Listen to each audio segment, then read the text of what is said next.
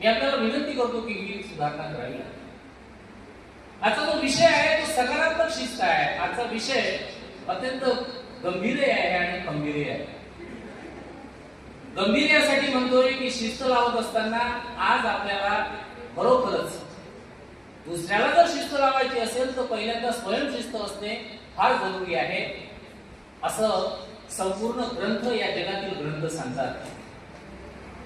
असं म्हणतात कि अगर दूसरे को बदलना है तो स्वयं को बदलना सीखो. अगर स्वयं को बदले तो दुनिया को आप बदल सकते हो, वैसे आप किसी को नहीं बदल सकते.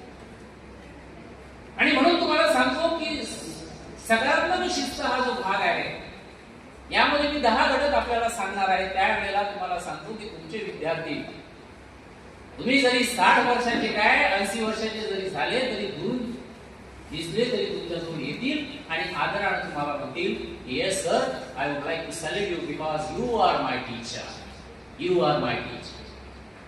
आणि म्हणून तुम्हाला सांगतो की अकल्प आयुष्य व्हावे तया गुलामाची या सकळा हरिच्या दासा, कल्पनेची बाधा न हो पवने गाडी, ही संत मंडळी सुखी असो.